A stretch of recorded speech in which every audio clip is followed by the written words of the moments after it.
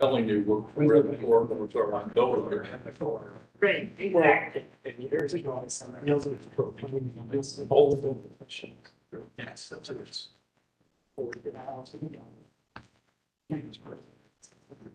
I think this is there's very, we can find out to mention.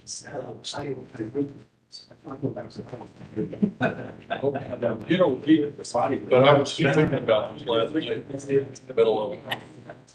It probably owns some split. It's just got. Yeah, the concrete finance.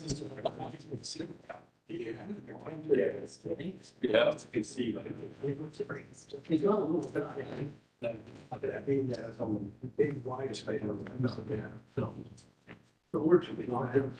Yeah.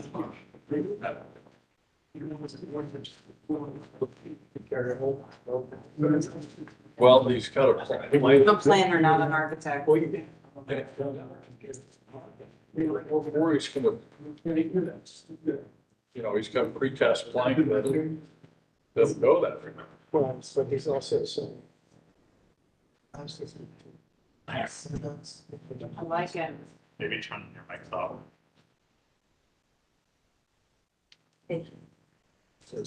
I'll run through the dots. Yeah. Oh, wait, that's it. Yep, that didn't, there we go. We're really state of the art. You did it. It's that. Okay, we ready? Yeah. So, Okay, I'd like to call the 7/11/24 Development Commission meeting to order. As usual, with the pledge of allegiance. There's the flag. Pledge of allegiance to the flag. To the republic which stands one nation under God, indivisible, with liberty and justice for all. Okay. Case number 1, Z24-022, 8380 North High Street.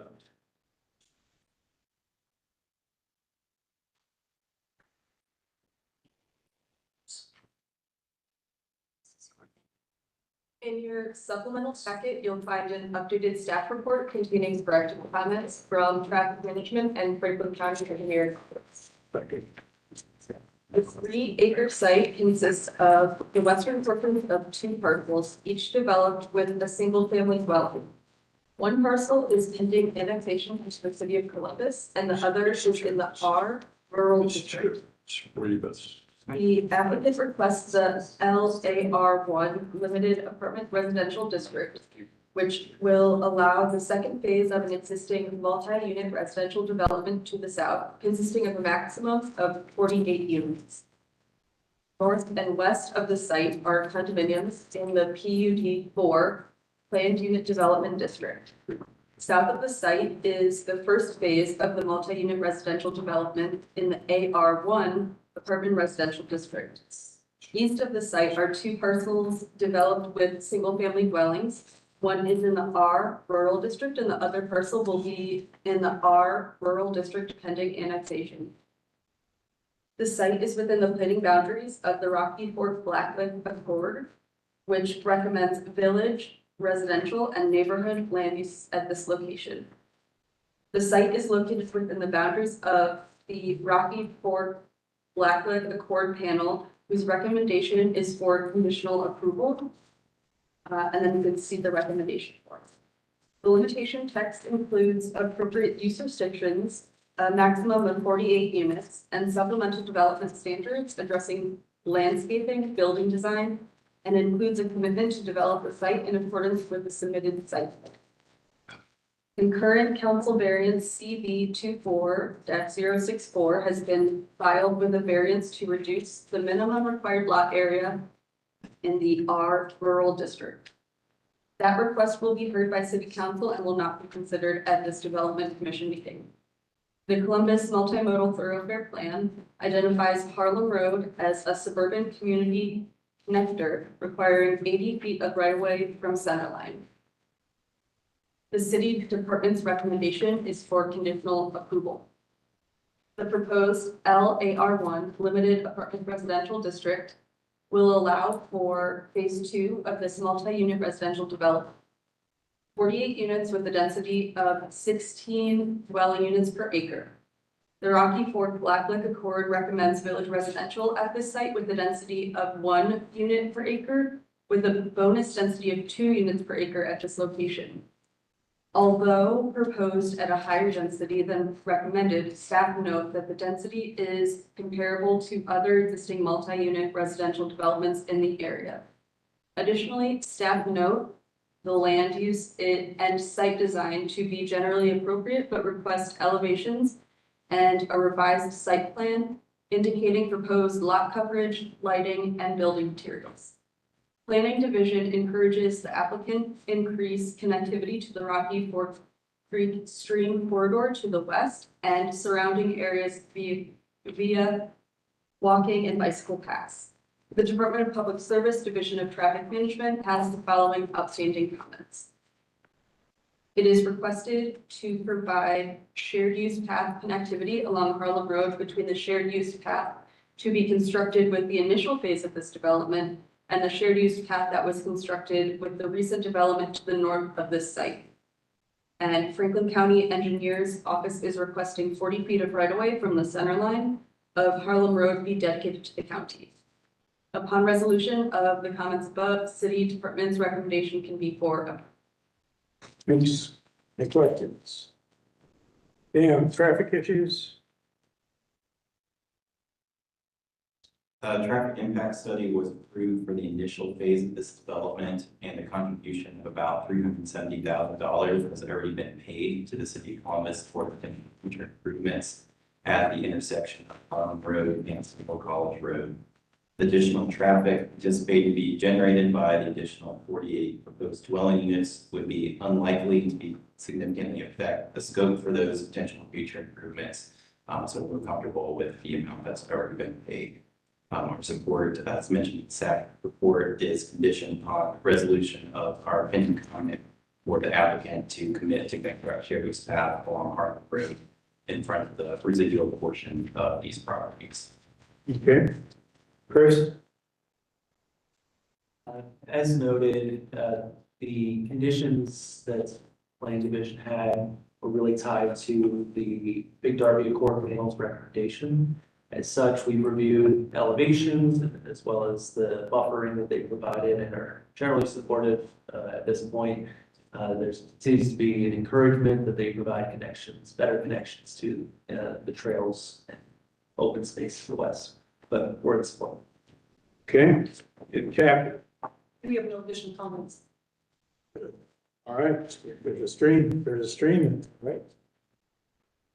Is anyone here to speak regarding case number 1? Okay. Couple conditional issues to talk about, and then we're ready to go. Right. So David Hodge, attorney for the applicant. We understand the condition from traffic management. It's an item that we have to continue to work through. Preferred Living does not control the frontage portion of the property along Harlem Road. And so it's a situation where we're going to have to continue to work with traffic management. This right of way is in Franklin County, so we're going to have to continue to work with Franklin County. There's a ditch out here, being up in a historically agricultural part of town. And so we've got to navigate around that ditch. And so in terms of that condition, it's our commitment to continue to work in earnest with traffic management to make that trail connection. It depends upon, at the end of the day, practicality and feasibility of doing that. And some of those decisions are outside of our control with us not controlling that real estate. If you wouldn't mind, could you go back to the slide that shows what part of the part 2 parcels is? Yep, that's perfect. So I think the only kind of item that he's referring to from a resolution perspective is there is the same owner of both of those 2 parcels currently that you see highlighted in gray. We are only purchasing the back 3 acres from him. He wants continue to have his 6 acres of space, but is happy to sell us the back. And that is where we get our extra 48 units because we own all the property there to the south. The difference we're having, or the conversation, is the request to continue the shared use path all the way across his frontage, which he is not selling. Which would be a 500-foot off-site improvement of a shared use path across, well, it would be requested right away property that I don't have in contract. So you So have to have an easement for that then? we would. Yeah. So that is the item of conversation that we have still yet to be resolved.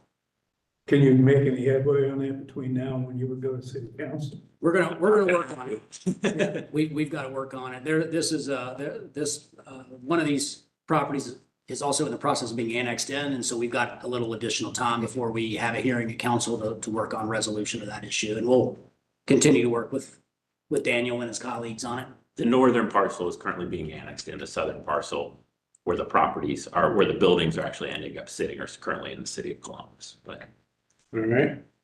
But we do need a motion to incorporate the revised text dated 7/11/24. Motion. Motion second. Okay, all those in favor? Aye. Okay, now we need a motion to call the roll. Motion followed. Okay, please call the roll. Denise P. Shanklin. Yes. Maria Conroy. Yes. John Ingwerson. Yeah. Caleb Bourque. Yes. Chair Fitzpatrick. Yes, you are approved. Thank you all.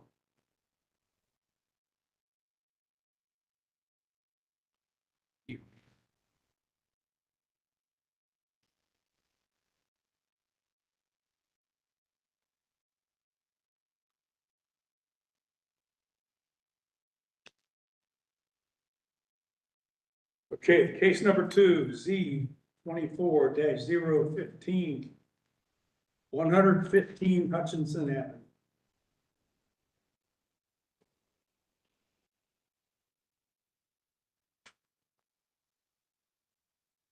The 2.49 acre site consists of one parcel developed as an extended stay hotel in the CPD Commercial Plan Development District.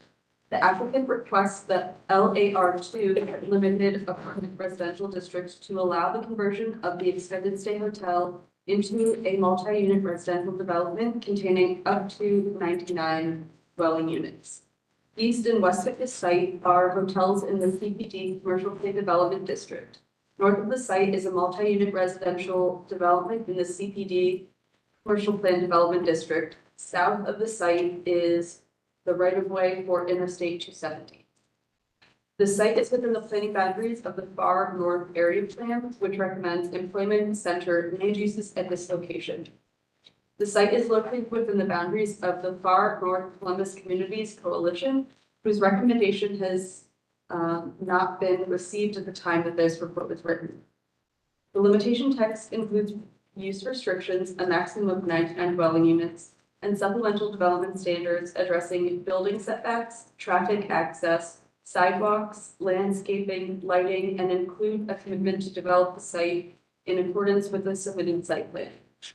Concurrent council variance CV 24-043 has been filed, which includes variances to reduce the number of required parking lot shade trees, reduce the required parking, and reduce the perimeter yard. That request will be heard by city council and will not be considered at this development commission meeting. The requested LAR2 Limited Apartment Residential District will allow the existing extended stay hotel to be converted into a multi-unit residential development containing no more than 99 units. While a multi-unit residential development is inconsistent with the Far North Area Plan land use recommendation for employment center, the proposal will allow the extended stay hotel to be converted to residential use. Staff notes the site's adjacency to existing multi-unit residential development and hotel uses as mitigating factors and thus do not consider the use to be incompatible with the recent development pattern of the area. Department of Public Service, Division of Traffic Management has the following outstanding comments. The applicant has not fulfilled its responsibility pursuant to section 4309.08 of the Traffic Standards Code, which requires an assumption by the developer of financial responsibility for necessary pedestrian infrastructure. For this application, the necessary pedestrian infrastructure is an off-site sidewalk connection between the site and the nearest transit stop for each cardinal direction of travel in the vicinity of the site. Upon resolution of the comment above and some minor zoning comments regarding the limitation text, city department's recommendation can be for approval. The city department's recommendation is for disapproval. Okay, anything you want to add to traffic then? Since the time the staff report was written, we've had further conversations with the applicant. I think we can just not use our mics. I think everyone can hear it. That mic, that in the middle, it'll pick up for the streaming on YouTube, so Okay. let's, yeah.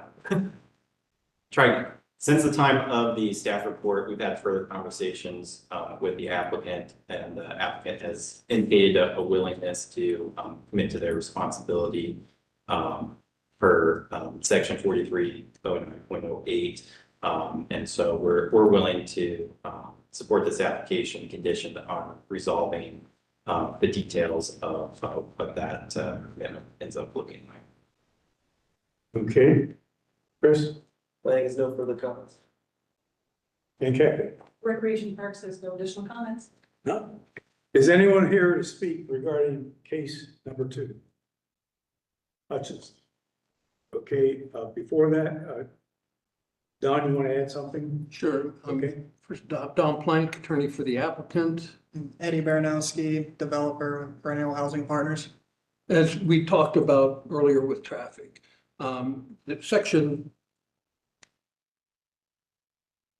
4309.08, we really don't have an option to select that or not as a code provision, and we're required to comply with the code. I Right. would state for the record that, and as I told traffic, we would, applicant acknowledges the application is 4309.08 traffic standards code and agrees to comply with the code provision. In the interim between now and it gets to council, which is likely to be the middle of September, we will now, depending on tonight's hearing, engage an engineer to take a look at what really is involved in the cost of that, because it's taking a sidewalk across land. We don't know whether or not there's sufficient right of way. And we know that there are trees and water lines in the way. We want to get an idea of what that cost would be. And there is a provision under 4309.08 for negotiations with the director in the event that those numbers appear too high. So Okay. we will comply with that code section. All right, you'll walk in there with your open checkbook. Yeah, it wasn't quite our thought, but yeah. Okay, let's hear what our speaker has to say, and then just step forward. I guess you don't need to lose your seats, you can just speak standing there. No, my name is Jim Palmisano. I'm the president of the Far North Columbus Communities Coalition. And as Ms. Salzman said, we had not voted on this. This was brought before us in May with the council variance. And we quickly supported the idea of the conversion from hotel to apartments. We did have some sticking points on the parking ratio for the council variance. We do not feel that there's adequate street parking. There was no street parking. We don't feel that the area is particularly walkable. And finally, we just don't know that setting a precedent for a lower parking ratio is going to come back in the future, where we very likely going to see similar projects to this one. But I guess to summarize, we support the rezoning, but we do have some questions and concerns. Probably would not have supported the council variance. Okay, as the text shows here, this is something not decided by us. Normally, when we have a difference in the schedules where the area commission hasn't had a chance to come to a decision yet, we take a look at whether we think this use is appropriate or not appropriate, and we vote. But it can change from yes to no, or yes, but come back if the area commission is up in arms and refuses to give that variance. So it's a slippery slope. And over a large number of years, everyone understands the blank check negotiation where, okay, you've got to do 4908, but if that's not enough to satisfy the neighborhood because it's parking and not sidewalk, then you got to resolve that. So either you resolve it before you get to city council, or you come back and we argue about it. Yeah, and if we had to take a vote, and I did take a poll, not an official vote, since the applicant wasn't there, I think that was a good idea. There was no support for the council variance because of the parking issue. Okay, so you're gonna have your day in the spotlight when this goes to city council, or you're gonna sit down and iron something out with the applicant and come up to a satisfactory agreement. Right, Mr. Plank and I have spoken. Okay, Yeah, I just want to quickly address the parking. I know that's not the subject of this hearing, but we have 99 parking spaces for 99 units. And there really is no adjacent neighborhood that this would affect. If you look around at offices and other hotel uses, unlike what may be near German Village or Italian Village, if there's a parking variance, there's likely to be impact on the surrounding neighborhoods. That's not the case here. You can't park on the street either. So if we don't have enough parking and we believe we have sufficient parking, we're going to pay the price for that in terms of what we can rent and not rent. But there really is no residential impact to our parking variance. how far away from the theaters? It's right across the street. Well, I inspected a property that Dietz took a hold of 10, 15 years ago. And they just went to the theater and said, we need more parking. And the theater said, here's the price tag, and Yeah. And they had plenty of access. Parking. There's plenty of parking across the street. And if it comes to that, we don't think it's going to come to that. In fact, property to our west is somewhat abandoned as well. We've had discussions with them just to satisfy the community coalition, but we just don't think we need parking, and it's very difficult to get permanent Is that the parking. Hilton next to you? Yes, It's never, never, that parking lot has never had more than 5 cars. right. All right, well, you know the condition. I know what we're dealing with, yeah. There, Yes, so I just want to clarify. There was no vote. Will there be? Don, do you plan on going? My understanding, because I'm taking over for someone that's in the hospital, that the only condition was the parking issue, that everything else was in Okay, support. can you send an email to Alyssa that the rezoning portion at least had approval from your group? And then that way you guys know as well, that right, for the rezoning piece, right. which is what we're looking at tonight, that you had an approval from the group, so Absolutely. thank And you. then it's very important that this is smooth at city council, because they got a lot on their table to deal with, so the more that's worked out ahead of time, the better. So we have 2 conditions. We have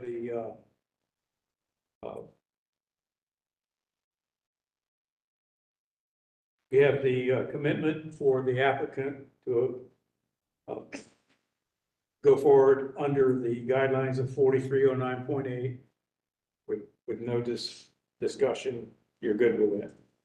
Then we have the secondary condition that you iron out the parking ratios to the satisfaction of the neighborhood commission, so that We can commit to meet with them before the council meeting, whether we get it ironed out.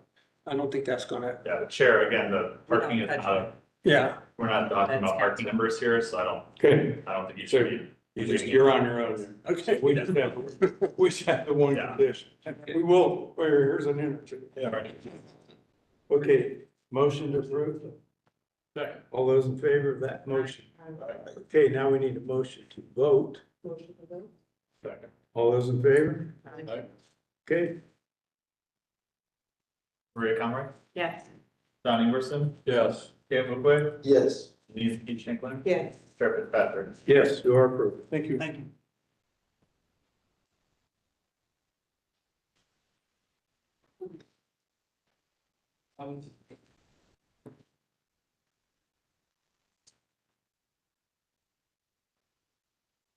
Okay, case number 3.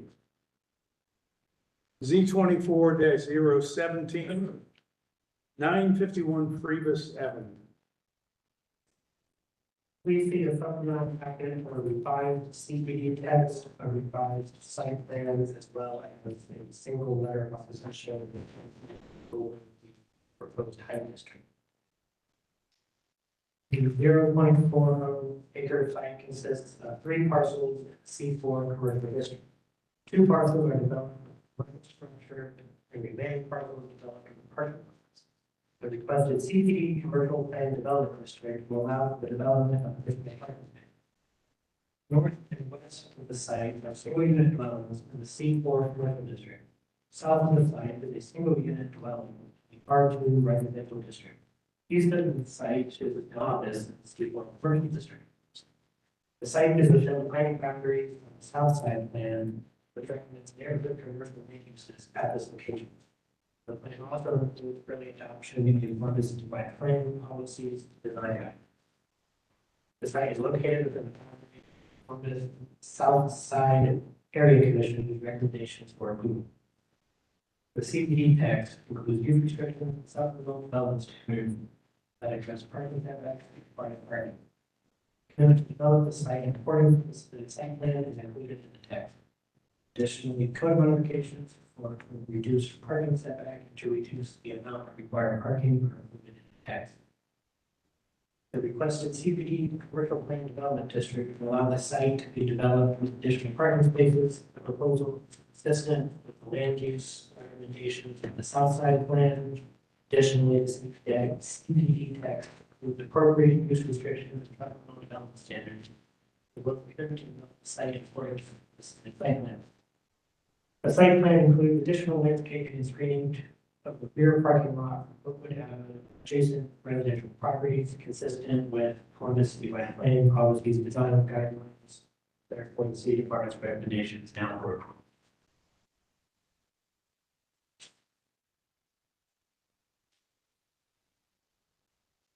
Okay, Dan, traffic issues? As noted, the traffic management comments have been resolved. Okay, Chris? Also, as noted, the additional screening has resolved our comments. Okay, and Kathy? All our comments have been incorporated. Okay, is anyone here to speak regarding case number 3, Brevis? No one? Jack? This is an instance where the owner was doing a site modification. He was doing a change of use. And when he ran through the site compliance process, the site folks found out that the parking was across the alley. Therefore, we had to do the CPD to tie the parking into the building on the other side of the alley.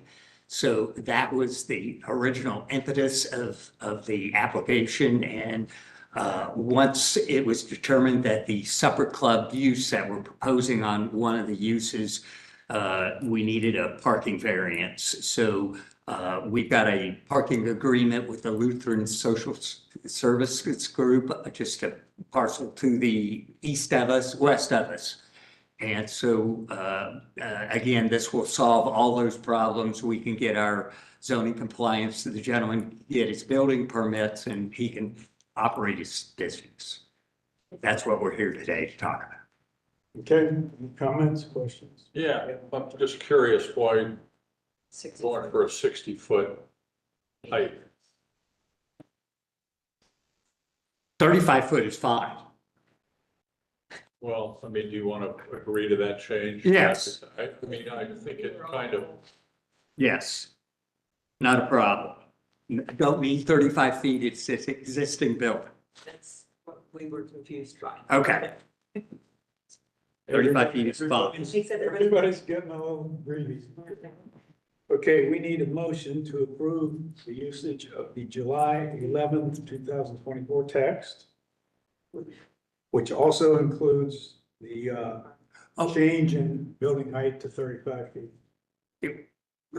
The only thing I want to say is it was 60 feet when When it started? I just mimicked what was there. So 35 feet is fine. All right, so change to 35 feet and using the July 11th text. second, Okay, all those in favor? Okay, let's vote again. second, All those in favor? Please vote.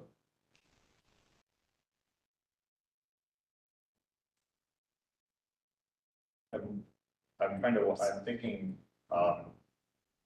if you want the H35 as part of your approval, then I think your vote should be conditioned on that. Not a motion with the text, so. Oh, just It's say it not that in way, there. I guess, yeah, Okay. Make it I'll write happen. it, All right. yeah. But the vote will be conditioned on an update to the H35, okay. Johnny Wilson, Yes. Gay Mugway, Yes. Denise E. Shanklin, Yes. Maria Cameron, Yes. Chair Fitzpatrick. Yes, you're approved. Thank you, folks.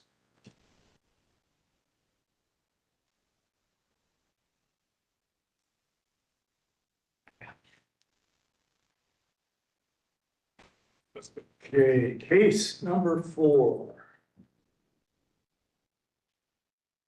Z24-021. 278 South Glenwood Avenue.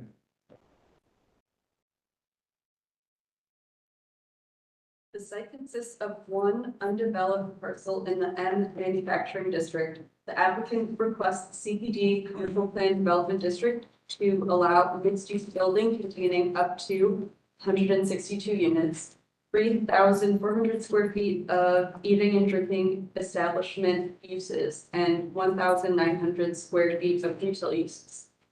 To the north, there is a storage building. To the south, there is an auto repair building. And to the west is a building materials warehouse, all in the M manufacturing district. East of the site are single and 2-unit dwellings in R2F residential district. The site is within the planning boundaries of the West Franklinton Plan, which recommends industrial land uses at this location. The site is located within the boundaries of the Franklinton Area Commission, whose recommendation is for disapproval.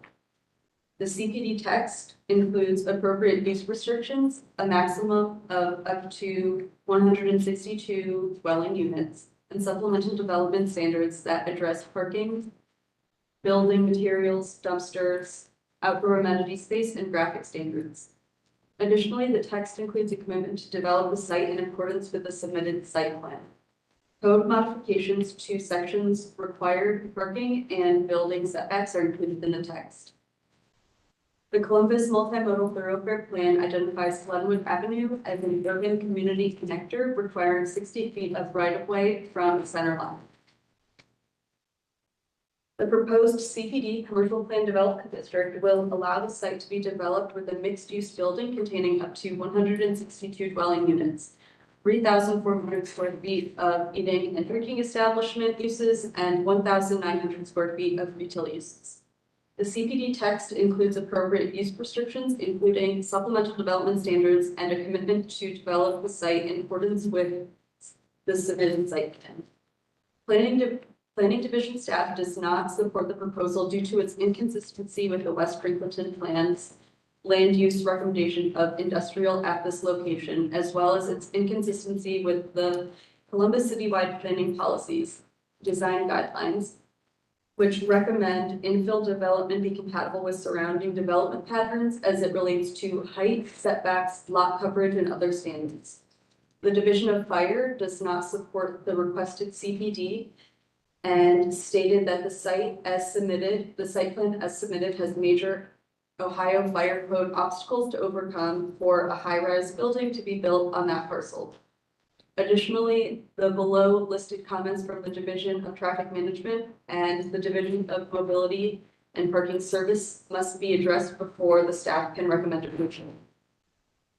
The Division of Mobility and Parking Services has reviewed the initial parking study and is not supportive of the requested code modification to reduce the minimum number of required parking spaces from 297 to 0 based on the results of the study. The future projected parking demands exceeds the 80% on-street occupancy threshold, which requires further mitigation strategies for the division's support for the parking variance review guidelines.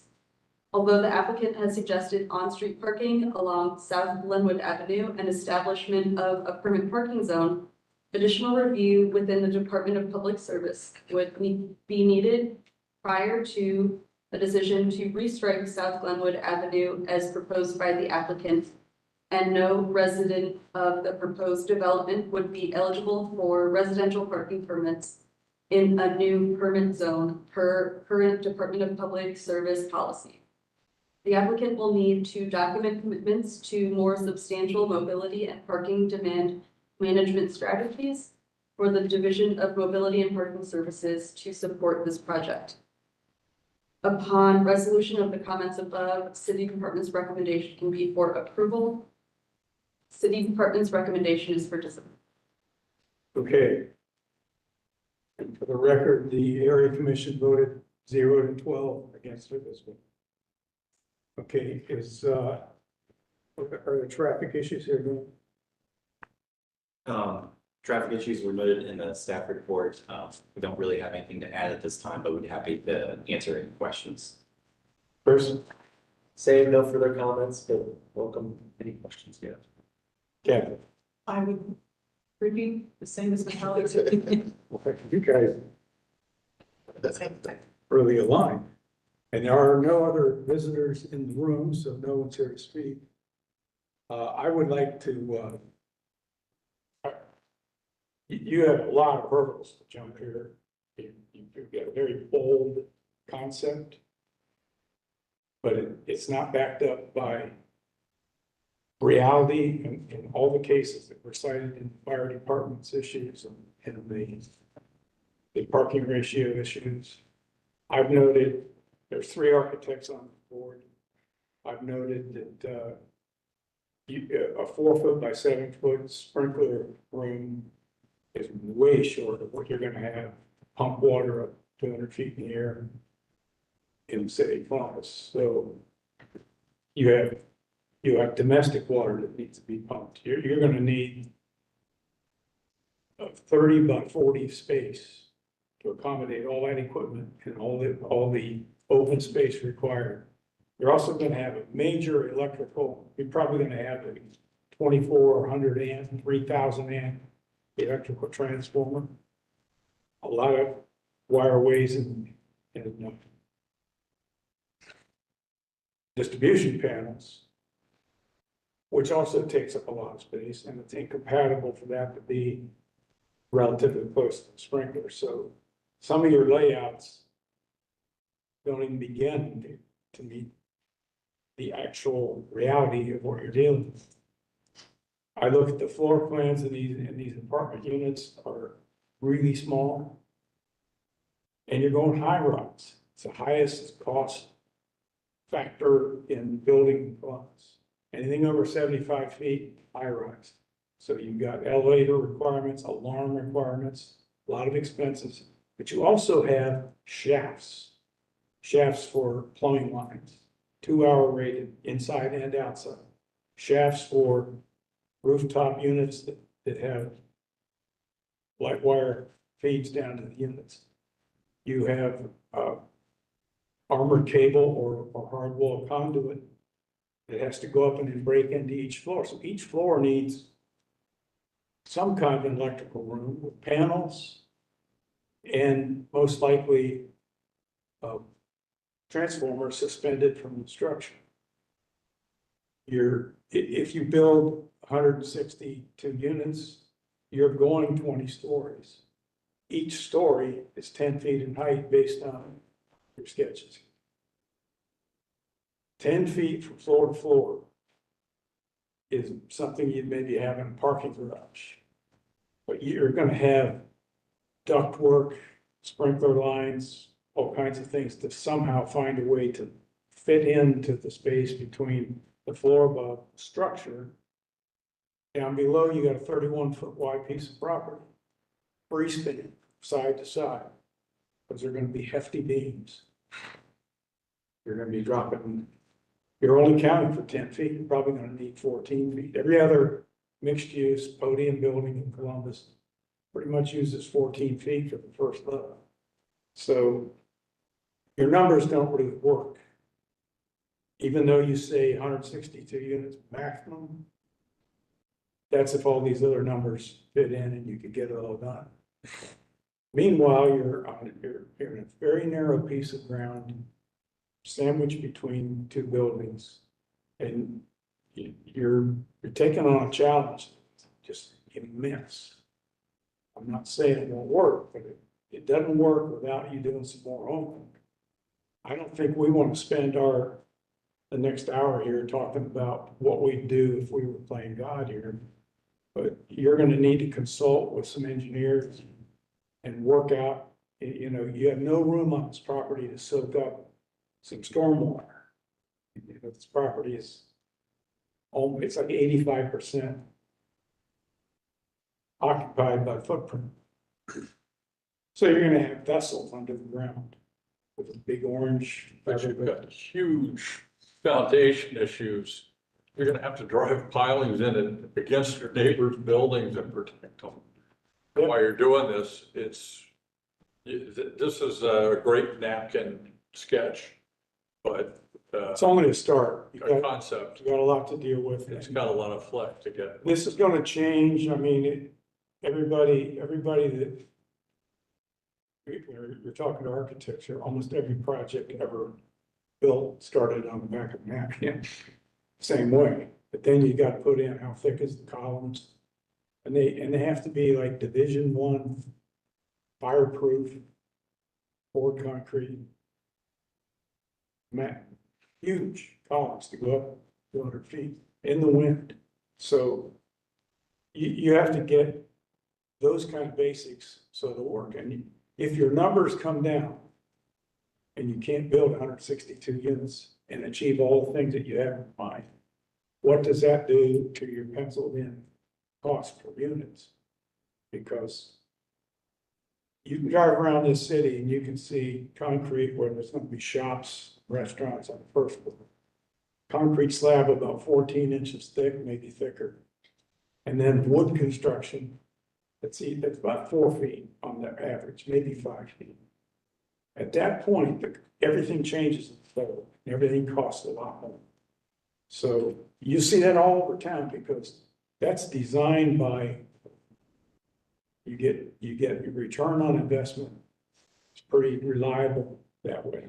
If you go up where this is headed, and you're encouraged to do that, you're going for low price or affordable and paying the highest premium for actual construction. So you need to, the fire department, yeah, I've made one note, put a little circle around the fire department. Better bring a big bottle of passport when you go see the fire department, because you're gonna have the trash room and the chute, and you know, there's so many things that have to be dealt with that intrude into what your big plan is. That you've got to get all that ironed out in a general way with reality before you can really take this thing to the floor. So my advice to you would be to consider tabling this for a time. Going back and doing the homework. Getting your heads together with an engineer and a contractor, or an engineer and an architect, and put the factoids into these things. Because right now, it's, you know, one line like this means a 4 or 5 inch thick wall, and you only got 31 feet side to side. So what do you really have per unit? Some of these units are 225 square feet. That's like less than a hotel room in its home. So if you do it, you got to show how you're going to do it and how it makes sense and how you get a business deal move forward. But you're not going to even get started without room for a transformer, like big transformer, maybe more than one. You have no room to put it outside on the ground, really. You've got probably 100 horsepower fire pump, a booster pump, all the valves, risers. You've got 2 elevator shafts, but no elevator rooms yet, motor rooms. And you're gonna have duct shafts, electric shafts, plumbing shafts that all need to be there or, you know, get going. So I leave it up to you. We could talk about this for an hour, and we wouldn't be any further than we are right now in terms of having something to go forward with. And just like the comments that you heard about the fire department's notes, that would take a week of talking, just get started. So you're only started and it's more of a marathon than a sprint here, so. Give us your name for the record. My name is Rob Ellis, Pink Development and Construction. This is Paul, Construction Director. I'm a licensed general contractor. I've probably had 50 conversations with engineers. This building's feasible to build. Okay, I hear what you're saying. I'm gonna. You haven't proved I have 3 it. minutes. You haven't come close to proving it. That's fine. This is a rezoning application only. You need to do it. So- It's just a rezoning application only, so the sketches are provided, but they're not required. All we're looking for is the height variances. Is that right, or that's wrong? You're tied to the site plan. Yeah, the site plan, right? But not to the floor plans, not to the, Correct. okay. So where things sit, how things sit, there's a lot of flexibility with what, I don't disagree with everything you say. We may end up building 8 stories and making it a mid-rise. But it still means that we rezoned and got it approved. The fire department there's a 16-foot, we need 20 feet for a second fire lane. There are other states with precedent that allow for terminal, fire tunnels that are fully compliant here. I've talked to my partner in New York, and we've looked at this site as a, what's possible is, if there's precedent for 0 park deals, there's precedent for 200-foot height districts in Franklinton already. We made a lot of comments about the C2P2 guidelines, and what we plan to do was to potentially restrict, just in a legislation, keep the proposal unrestricted to, without making modifications and going back to I don't think any height would ever be supported. I don't think anything would ever be done. So we worked with our planner to get to the division and come to a vote. And I think the easiest solution to this is just to build 75, the bottom of the floor being 75, and we could be 90 feet tall, right? Yeah, but your feet are firmly anchored in midair. You're not communicating with facts and figures. And you're showing a target game plan without showing anything that works with traffic, fire department, building department, everything. And the restrictions I just talked about would remove the fire department's concern and the parking. Yeah, maybe you can, and I hope you do. But only then can we really firm up a vote to say, go ahead. And I also think that you've got to work with the area commission too. I mean, that would be the easiest thing to do. Out of all this stuff, you can make all the calculations in the world, but if you've got something on your mind that you're not, and you don't make some compromises with the area commission, you're not going to get their support. And that's a critical piece of what you're doing here. And I agree it's important to work with the neighborhood commissions, and we've requested, there's been no solutions or alternatives offered by the neighborhood commission in conjunction with their developments. There's no comments about what a supported height would be. I've talked to city planning about supported heights of all sorts. No one has made any comments regarding it. So our stance is that we would like to move forward with the vote today on the proposal. We can vote. I can guarantee my vote's gonna be no, That's because okay.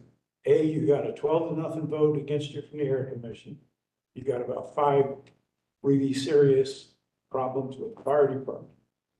And if you want to take this to city council next month, I would be shocked if they would give you the time of day, because nobody goes down that path without proving some of these things. You can't just make statements and have everyone just fall in line. Between now and when we would go to city council, No, you can't do it. You have to start somewhere. You don't just go there that night and have the area commission standing over here with no interaction at all, and everybody just make a deal with you. in the previous developments, you guys just mentioned ability to work with the commissions and other organizations before the city council. And with the restrictions in the text, we can modify just restrictions that would allow us to move forward. I'd like to move forward with the vote if we can. What, you want us to vote? Yeah. Okay, Mr. Chairman, yes, sir. if you don't mind, what is your name is? Rob, Rob. Mr. Chairman, I've been doing it for a long time. He's well experienced. And you came to this board with 0 vote from the area commission. And then you have so many negatives by all the various departments. And Mr. Chairman is giving you a way out to lessen your burden, to table it, and then come back and attempt to address some of these issues. If you want the vote tonight, yeah, you get it.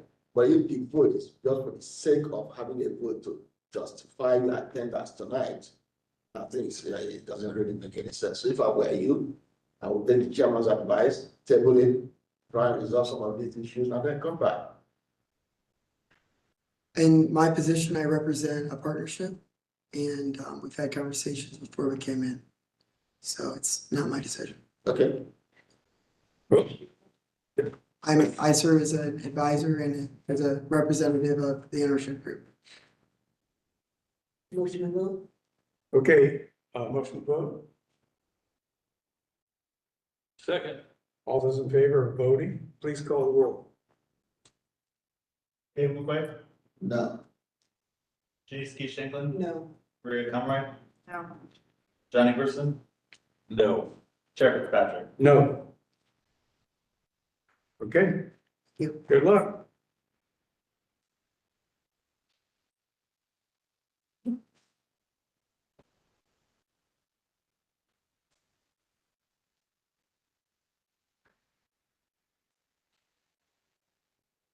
If this case goes to city council, it's way. None of us at this table have anything to do with what we've done for 25 years. This is exactly the example of the greed that's going to achieve an envelope of 200 feet in the air, envelope of 0 parking, an envelope of no rules for me, I'm special. This is a crossroads. This is the most ridiculous presentation I've ever heard in 30 years at one of these sessions.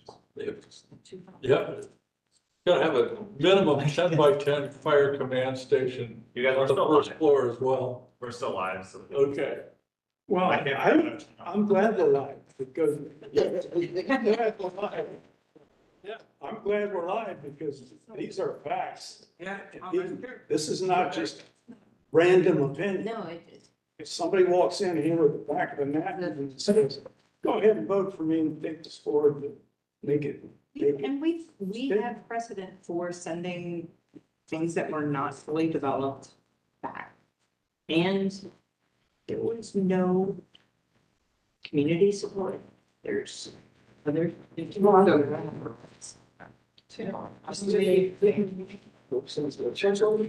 What? To close it out, can you just? I don't know. It got updated. You think I should close it out and say we should adjourn? Motion to adjourn.